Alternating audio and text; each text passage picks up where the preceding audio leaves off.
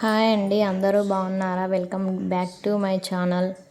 ఈరోజు మనం easy and tasty పప్పుచారు ఎలా చేయాలో చూసేద్దాం. ముందుగా అయితే ఒక కప్పు కందిపప్పు తీసుకోవాలి. కందిపప్పుని 2-3 టైమ్స్ వాష్ చేయాలి. మంచిగా వాష్ చేసుకున్నాక కందిపప్పుని పక్కన పెట్టుకోవాలి. మనం ఏ కప్పుతో అయితే కందిపప్పు తీసుకున్నామో దాంతో 2.5 కప్స్ వాటర్ పోస్తే సరిగ్గా సరిపోతుందండి. చూడండి, నేను 2.5 అయితే వాటర్ పోసాను కప్స్. నెక్స్ట్ అందులోకి ఒక బిగ్ సైజ్ టమాటాని వేసుకోవాలి. అందులోకి పసుపు, 2 పచ్చిమిర్చి, కొంచెం సాల్ట్, ఆయిల్ వేసుకొని అన్నీ ఒకసారి మంచిగా కలుపుకోవాలి. ఇలా కలుపుకున్నాక మనం గ్యాస్ ఆన్ చేసి గ్యాస్ పైన పెట్టుకోవాలి.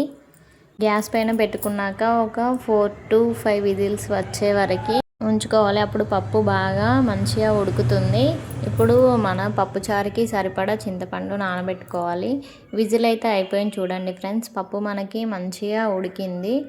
మనకి పప్పు గుత్తితో స్మాష్ చేయకుండా గరిటెతో అన్నా కూడా చాలా మంచిగా అవుతుంది. చూసారా, ఇలా మంచిగా అవుతుంది 4-5 విజిల్స్లో. కొంచెం కూడా పప్పు గింజలు ఎక్కడ లేవు, మొత్తం మంచిగా స్మాష్ అయింది గరిటెతోనే, పప్పు గుత్తితో అనడం అవసరం లేకుండా. ఇందులోకి మనం ముందుగా నానబెట్టి పెట్టుకున్న చింతపండు పిసికి అందులోని రసం వేసుకోవాలి. మన పులుపుకి తగ్గట్టుగా వేసుకోవాలి. మీరు కొంచెం పులుపు ఎక్కువగా తింటే ఎక్కువ వేసుకోండి. మేమైతే కొంచెం తక్కువగానే తింటాము. నేను అందుకే ఒక 2 కప్స్ వాటర్ వేసాను.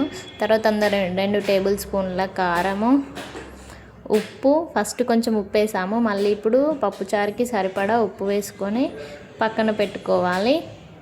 ఒకసారి అంతా మంచిగా మిక్స్ చేసుకొని పక్కన పెట్టుకోవాలి. మీకు ఈ కన్సిస్టెన్సీ ఓకే అనుకుంటే అలాగే ఉంచుకోండి. నాకు కొంచెం చిక్కగా అనిపించింది. నేను ఒక 1/2 కప్ అయితే వాటర్ వేసుకున్నాను. పులుపు కూడా సరిగ్గా సరిపోయింది.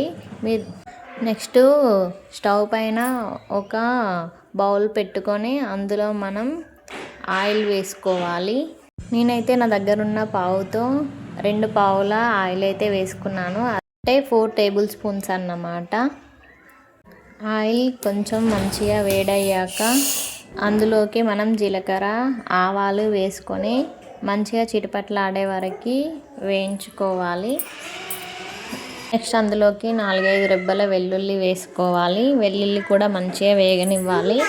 వెల్లుల్లి వేగాక మనం కట్ చేసి పెట్టుకున్న ఆనియన్, కరివేపాకు వేసుకొని మంచిగా కలుపుకోవాలి. ఇలా కలుపుకున్నాక మనం ఆనియన్స్ని క్యాప్ పెట్టి మంచిగా మగ్గించుకోవాలి. చూడండి ఫ్రెండ్స్, నేనైతే క్యాప్ పెట్టి మగ్గించుకుంటున్నాను. ఒక 2-3 మినిట్స్ తర్వాత చూడండి, ఆనియన్స్ అయితే హాఫ్ కన్నా ఎక్కువగా మగ్గాయి. తర్వాత మళ్ళీ ఒకసారి కలుపుకొని ఇంకా కొంచెం మగ్గే వరకు మగ్గించుకోవాలి. చూడండి ఫ్రెండ్స్, ఇప్పుడైతే ఆనియన్స్ మంచిగా మగ్గాయి.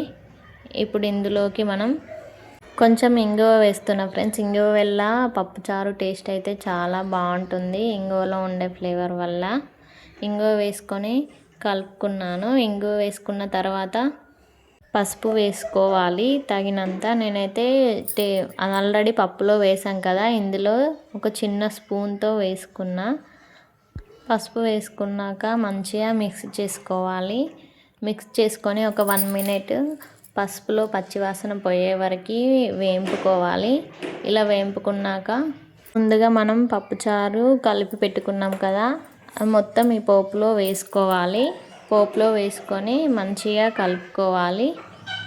చూడండి ఫ్రెండ్స్, కలర్ఫుల్గా ఎంత బాగుందో. పప్పుచారు మరగడానికి ముందే నేను అందులోకి కొత్తిమీర వేస్తున్నాను. అలా వేయడం వల్ల కొంచెం కొత్తిమీర కూడా మరిగి ఫ్లేవర్ బాగుంటుందని. నెక్స్ట్ ఇందులోకి కొంచెం ధనియాల పొడి, కొంచెం మెంతి పొడి వేసుకుంటే కూడా బాగుంటుంది. మీ ఇష్టం, మెంతి పొడి మీ ఇష్టం ఉంటే వేసుకోవచ్చు, లేకపోతే స్కిప్ చేయండి. ఇలా పప్పుచారుని లో టు మీడియం ఫ్లేమ్లో ఒక 15 మినిట్స్ మరిగించుకుంటే అయిపోతుంది ఫ్రెండ్స్. ఈ పప్పుచారు రెడీ అయినట్టే. చూడండి ఫ్రెండ్స్, ఎలా పొంగు వస్తుందో అలా వచ్చే వరకు మంచిగా మగ్గించుకోవాలి. మీకు ఇప్పుడు ఇందులోకి కారము ఉప్పు తక్కువ అనిపిస్తే టేస్ట్ చూసి ఇందులోకి కారము ఉప్పు కూడా కొంచెం వేసుకోవచ్చు ఫ్రెండ్స్. నాకైతే అన్నీ సరిపోయాయి. చూడండి ఫ్రెండ్స్, పప్పుచారు అయితే రెడీ అయిపోయింది. ఎంత బాగా మరుగుతుందో.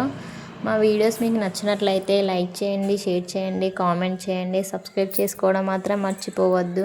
Please keep supporting friends.